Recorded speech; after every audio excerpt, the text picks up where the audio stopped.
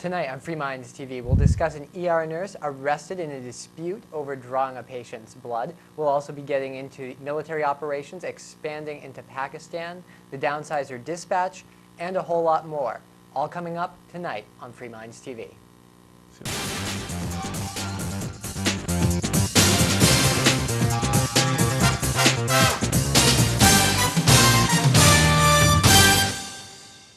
And welcome to a brand new edition of Free Minds TV, where we challenge you, the viewer, to think outside the box. It is episode 128, and as always, it is Toby here with you. And Nick. We have a whole lot of stories to get to, and this, you guys know, if you've ever watched the show before, this is the show that challenges you to think outside the box and talk about government and everything that's going on with the news and how we can help ourselves, not by growing the size of government, but actually cutting it back. And so we're going to be going around the world, around the country, all over the place, finding news stories and trying to point out what's going on here and really how government, a lot of it oftentimes leads back to government. And that's the first story that I'm not sure where it's coming out of, but it's a dispute between a police officer and an ER nurse trying to give blood or take blood.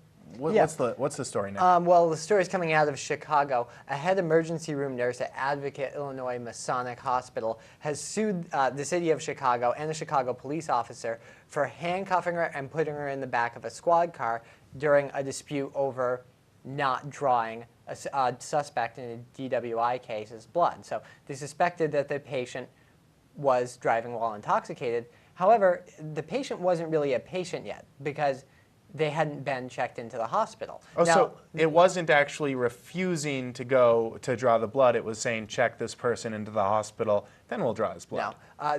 This nurse, Lisa Hofstra, was in the emergency room on that night, August the 1st, and she told the officer who came in, they don't identify the officer, but I believe it was a police lieutenant, that the suspect needed to be admitted to the hospital before she could draw blood, according to hospital protocol. Now, she says that the officer agreed and went back outside. She tried to call her supervisors, and the police officer came back and arrested her. Yeah, and as people can see in the video that's up on the screen, it is a little bit choppy because it is just a security video, but absolutely that he arrested her and threw her in the back of the squad car. Now, what's interesting about this, Nick, last week we were talking about, I think it was in Texas and Arizona, I could be wrong on the states, where police officers are actually going out and taking blood right on the side of the road.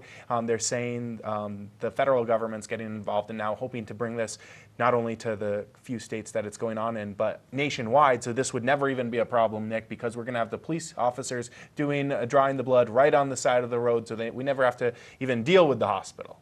So, yeah, well, and as we've pointed out on the show, it doesn't make much sense because in most states, if you do refuse to take a breathalyzer test, then you're not going to be able to keep your license anyway. You're going to be penalized just as if you had failed the breathalyzer test. So what's the reason for actually drawing the blood? I mean, if they're going to be found guilty of it anyway, what's the need to actually be having police officers take blood samples from people on the side of the road in what are probably going to be less than ideal conditions? Right. You know, Nick, getting back to this case a little bit, and I do agree, we don't need police officers drawing blood on the side of the road. That makes no sense. I mean, there's a whole list of things that could go wrong with that, unintended consequences. But one thing I find interesting about this case is this police officer was so upset that he had to check in his patient before blood got drawn that he arrested the nurse that was on duty. Now, is this an emergency? He did bring her to the emergency room, and it's such an emergency that he needs to bump in front of everybody else who's in line in the ER and get his patient's blood drawn before he even checks them in. Now, that's quite the hubris of saying, I'm this important, and now all these other people in the ER, they have to check in and fill out the paperwork and everything. But I'm so important. I'm bringing in this person who I'm not trying to make light on drunk driving. It's not a good idea. It's a very, very dangerous thing. But he's saying that this is much more important than the other people's lives in the ER, in the waiting room. Yeah, and according to the nurse's account, there were people suffering from serious trauma in the emergency room. And she was saying that she was a person in charge of triage, which is basically deciding who gets care first. Dying person, I'll treat him first, and then person who's getting a DWI, I'll treat him next. Actually, often triage works that dying person gets to die. Well, if you're very close to death in a triage situation, yeah, you're actually going to be left to die. The But my person who's point is the seriously same, hurt, Nick. My not point is dying. the same. The guy who probably was drinking and driving and will get a penalty for it anyways because he refused the breathalyzer test. He'll lose his license. He's more important than anybody else who was in the Well, ER. and I would point out that no charges were actually filed against her. The nurse in this case, she was simply detained. Well, and it's then similar released. cases. The police officer is just flexing his muscles. Everybody's got to listen to him and follow his authority. It makes me sick. It's those kinds of police officers that are ruining the names of all the actual good police officers that are out there. Because I don't want to put a blanket statement. A lot of police officers sign up for the right reasons, really want to protect and serve. But there are those bad ones out there that really sully the name for everybody else. All right, moving right along, I did want to talk about Obama a little bit. We've talked about him and the gun sales and how he's really helping out the gun industry, Nick, and more so than probably any other president in all of United States history. Now, a lot of people are saying, well, how is this possible? Obama, wasn't he anti-gun? Well, in some cases, he does say that he supports the Second Amendment, but a lot of people were very nervous that he would take away their right to bear arms, especially with all these Democrats in office as well. And a lot of people have rushed out to buy their guns. Now that, on top of his stimulus payments that went out to ICE agencies and police departments all across the country, is making him probably the #1 gun sales advocate in all of history. And in August alone, there were 1 million firearms sold in the United States. That's up from 30% the year earlier. And like I said, police officers and ICE agencies from around the country are buying more guns, handguns, shotguns, assault rifles than ever before. So Obama, while he came off saying he wants to have some tough gun laws, #1 salesman of gun in all of history. Pretty neat. Well, and it's also important to point out that not only have gun sales gone up, but we've also seen prices skyrocket. There have been ammunition shortages because the supply is just not amped up to keep up with the demand. And it makes more sense, especially when you consider that you do have government agencies, whether they're law enforcement agencies or other agencies that do buy firearms, like the IRS.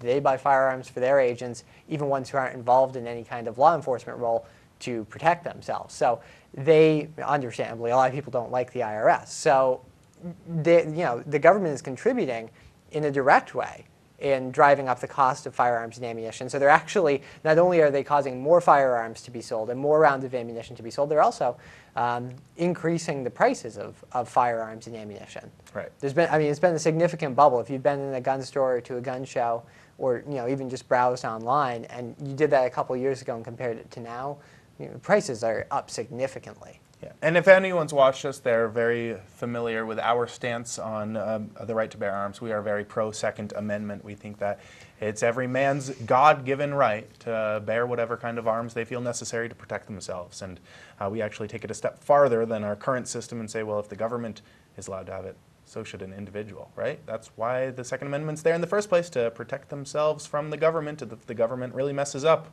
That's why the Founding Fathers put it there. But anyways, we do need to move on. Speaking of this huge, ginormous government that we have, putting in place all these gun laws and everything else nowadays, the government just grows bigger and fatter and fatter and bigger by the day.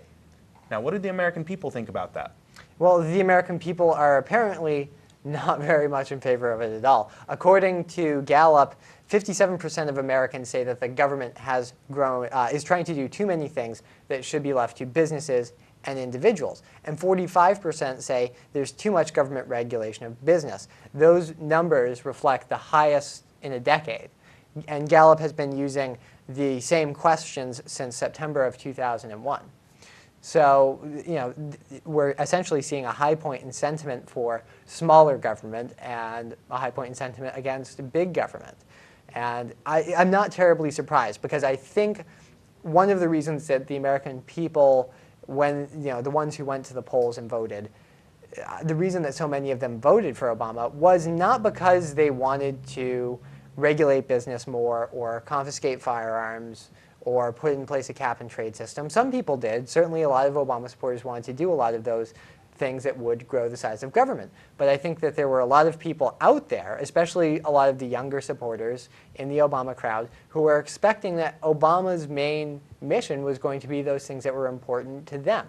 maybe drug law reform, maybe bringing troops home from Iraq and Afghanistan, as many people felt he was going to do. Right, Nick. A lot of what a lot of the younger supporters, as the people that you're talking about, what they were so excited about Obama was the fact that he was going to be scaling back the government in all these areas. Civil liberties, he was going to be bringing a lot of those back and scaling back the government, how involved they are with stuff like the Patriot Act and spying on Americans, bringing the troops home, cutting back on the war budget, and how spread across the globe we are. A lot of people went out there and voted for Obama thinking that he was going to be reducing the size of government, when in fact, like all the other presidents before him, he's doing the complete opposite. And I say every president because it really is every president. Even Ronald Reagan, who all the conservatives say he was a small government conservative, well, he grew government over 20% in his day. So every single president out there has grown the size and the scope of government. And the American people are starting to get sick and tired of it. I mean, they're starting to see that it really is messing things up, and it's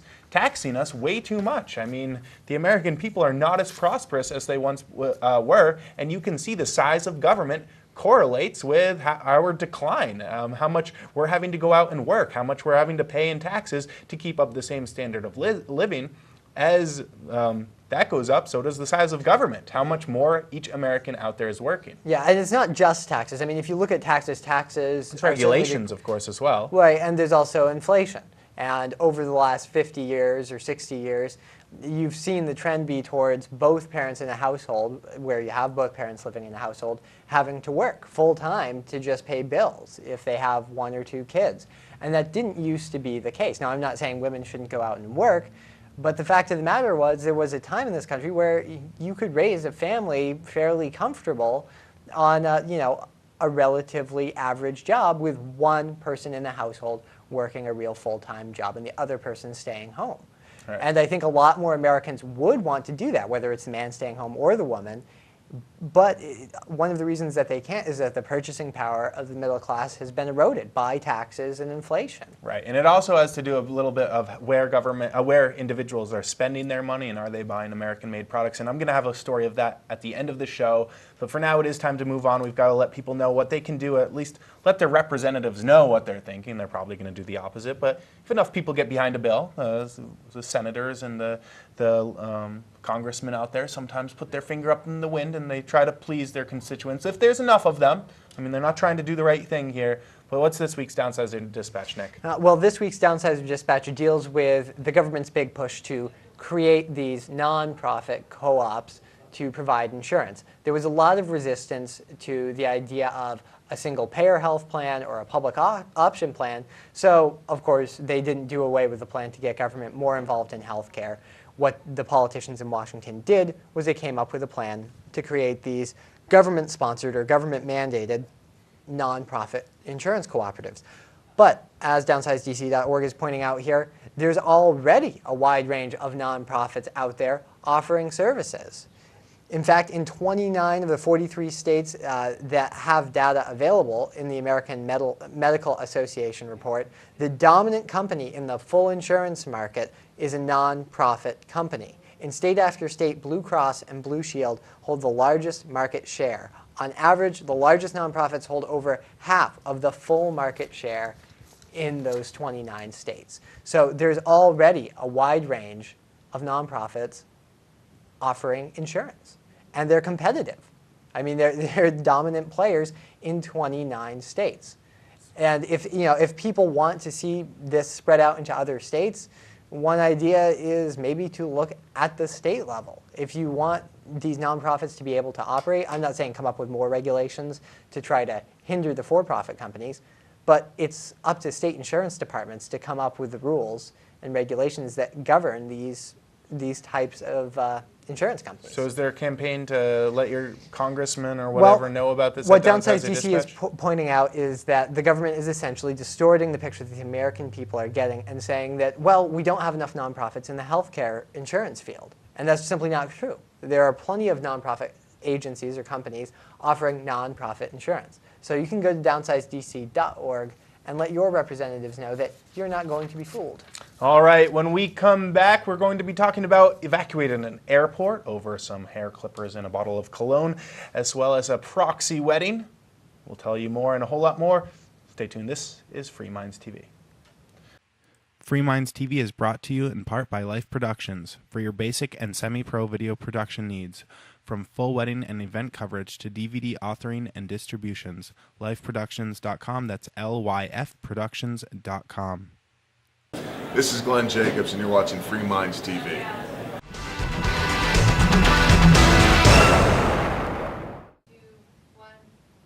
And welcome back to Free Minds TV. As always, it is Toby here with you. And Nick. I'd like to invite the viewers to log on to our website. freemindsmedia.org is the address, or freemindstv.com, however you feel most comfortable getting there. Anyways, once you get there, there's all sorts of stuff. There's not only the archives of the show, the radio side, blogs, ways to help this show. There's also the members area. Only $3 a month or $30 a year really helps out the show, plus you get tons in return. All right, we've got a lot of stories to get to, not much time, so let's jump right into them. I wanted to start off with a little talk about wars and rumors of wars, Nick. We're certainly involved in enough of them, it seems, but possibly some more?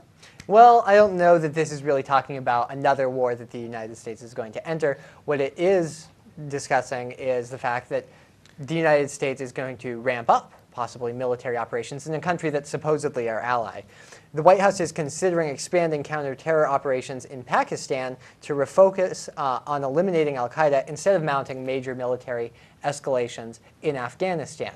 It's been in the news lately that Afghanistan isn't going so well, or at least the media coverage is now focusing on Afghanistan because things have slowed down in Iraq. I don't know that things are necessarily going that much worse in Afghanistan than they have been for the last several years, but the media is going to report on it like it's worse. I'm not saying it wasn't bad before. I'm just saying the news media kind of picks and chooses what it covers. The senior administration officials said the renewed fight against al-Qaeda could lead to more missile attacks on Pakistan terrorist havens by unmanned U.S. planes. So what they're talking about here is refocusing their efforts on attacking militants or alleged terrorists inside of Pakistan. And it just doesn't seem like a very good idea. I mean, Pakistan is a nuclear-armed state. It's definitely got a somewhat volatile political situation where not necessarily everybody who opposes the United States dropping bombs inside their borders is a supporter of al-Qaeda. Well, a bomb is a very blunt instrument, Nick. I mean, I don't know much about war. I'm not a war buff, but I do know that a bomb is a very blunt instrument, and that's how you're going to be getting civilian casualties. Because with a bomb, and especially in an unmanned drone, are you going to only be killing people you are sure are terrorists? I mean, this sounds like a way to get public support really going the opposite direction of what we're wanting. What the experts are saying is you need to win a war like this, you need the public support. You need to have the Pakistani people behind you. You need the Afghan people behind you if you have any hope of securing this thing. And doesn't seemingly using like a blunt instrument like unmanned drones to be killing people off seem like the way to do just the opposite? Yeah, I mean, I think it could serve to radicalize, political forces inside Pakistan that aren't necessarily looking to have a confrontation with the United States at the moment. Well, right. I'm not looking to have a confrontation with anyone, Nick. But if someone starts flying unmanned drones across the United States and launching bombs on my friends and family members, my neighbors, my fellow Americans, I'm going to be getting pretty radical. I think one reason that we haven't seen even more opposition out of Pakistan is that most of these drone strikes are taking place in what are tribal areas, so they're sparsely populated areas, and the people in those areas, number one, they don't have a lot of money, they're poor, they don't have a lot of influence on the Pakistani government, and they probably don't have very many connections to people, say, living in Islamabad or other more connected parts of Pakistan. But that could make them even more angry, those people in the tribal areas, which is those are the areas where members of al-Qaeda and other terrorist groups are using as safe havens. That's the primary place that they're going, according to all the reports we've read over the years. So if you're going to radicalize people in those tribal areas further, well, these are areas that Pakistan, up to this point, hasn't really seemed to be able to keep control of. Yep, and yet... And so you need the local support, or else you're making a very complicated situation where you're going to war inside a country that's supposedly an ally of yours. Right, and yet my dad still has a bumper sticker that says peace right next to his Obama bumper sticker because he still believes the rhetoric that Obama is anti-war. It's simply not true, folks. I mean, he has more troops on the ground than Bush ever did. So Anti-war Obama? Not so much. They're all big war. War is the health of the state. Doesn't matter if they're Democrats or Republicans. They're all for war. It's great for their friends and their buddies who are lining their pockets with all that green cash they're making. Anyways, we do have to move on. Got a lot more stories to get to. I wanted to move on to the evacuation of an airport, Nick, because, you know, it's not too long since 9/11 happened, and we've still all got to be on our toes.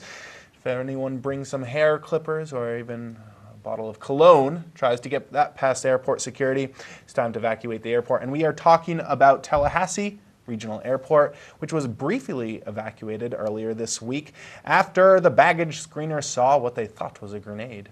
And so they evacuated the whole airport, brought in the bomb squad, which found that, well, no, it wasn't a grenade, which I don't know why you'd evacuate a whole airport for that unless the pin is pulled. It's probably not going to be a danger. Seems like evacuating the airport is just going to cause undue panic. If you're talking about a grenade, I mean, if the pin's pulled, you're kind of screwed, and if it's not, well, why cause panic? But anyways, he thought it was a grenade. It turned out just to be a bottle of cologne and some hair clippers.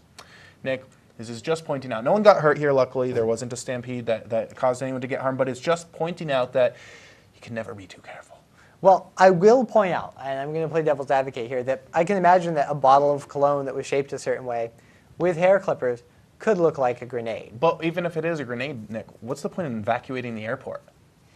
Yeah, I mean, a grenade really isn't, it's not going to take out the whole airport. Either that or the terrorist is like, they're on to us, let's pull the whole bomb if there are terrorists there. I mean, if it is a terrorist and you're evacuating the airport, well, you're letting them onto that, you know they're terrorists. And it's a grenade, so you couldn't, they got to pull the pin on that. It just seems like it's unnecessary. It doesn't even if it was a grenade, it still wouldn't make sense. It seems like you'd want to be sly, take the grenade without them knowing, and then like, blue team go, red team go, and jump the guy, right? I'm not TSA. I can see the point I don't you're work making. for the TSA. I can understand why they would evacuate an area if they thought there was an explosive device there, but you don't really have to evacuate the entire airport because, like you're saying, Toby, you could be pushing other people who are involved in a terrorist plot outside of the airport. It seems like an overreaction, and there are probably better ways to handle it. If I was a TSA, I'd be covert, but I'm not a TSA. Anyways, moving right along, let's talk about a proxy wedding.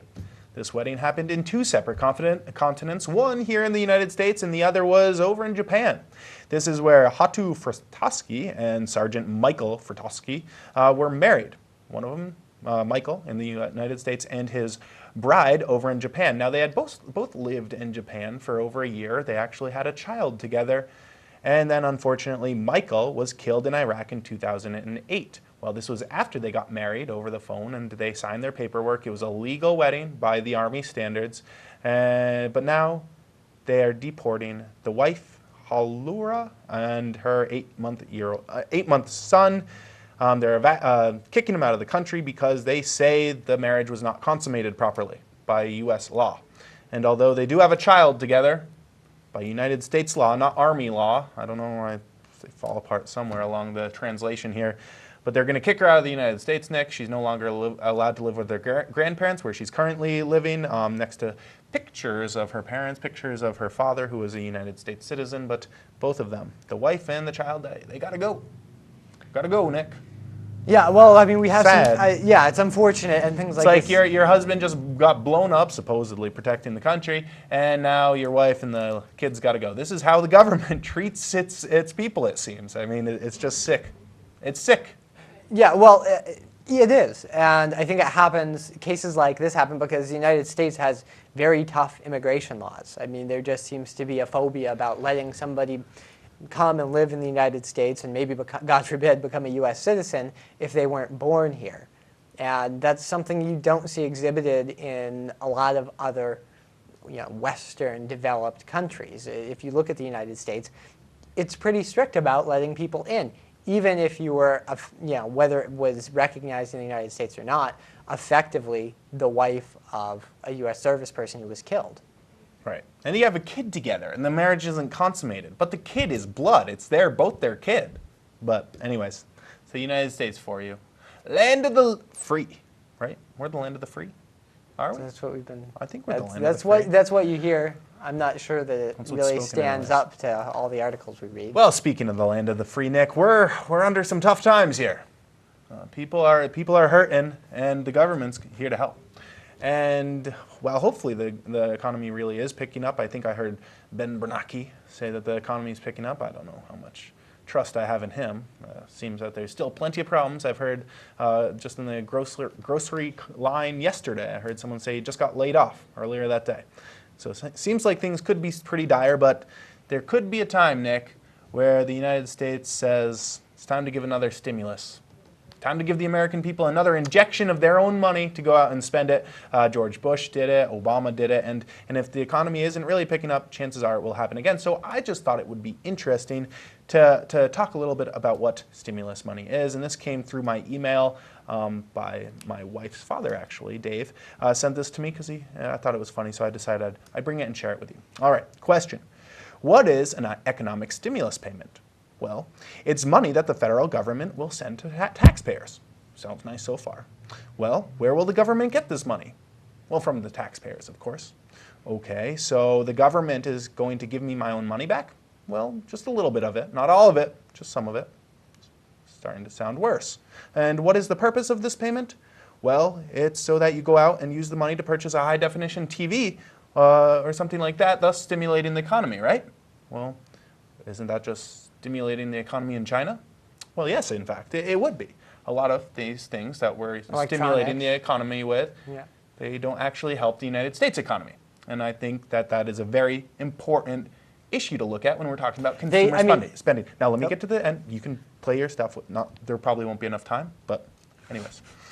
If you spend the money at Walmart, the money will go to China. If you spend the money on gasoline, the money will go to the Arabs. If you spend the money on a computer, it'll go to India. If you purchase fruit or vegetables, it'll go to Mexico, Honduras, or Guatemala. If you buy a car, it'll go to Japan or Korea. If you purchase anything useless, it's probably coming from Taiwan. And if you use the money to pay off your credit cards or buy stock, it will go to the management's bonuses that they will hide in an offshore bank account. Now, how do you keep the money in America, Nick? How do you honestly stimulate the economy? You can go and shop at yard sales, the Salvation Army. You can go to ball games. You can go to restaurants. You can go to parks. You can go and buy beer, and you can get yourself a tattoo. And the money will stay right here in America by hardworking Americans. Tell me I'm wrong, Nick.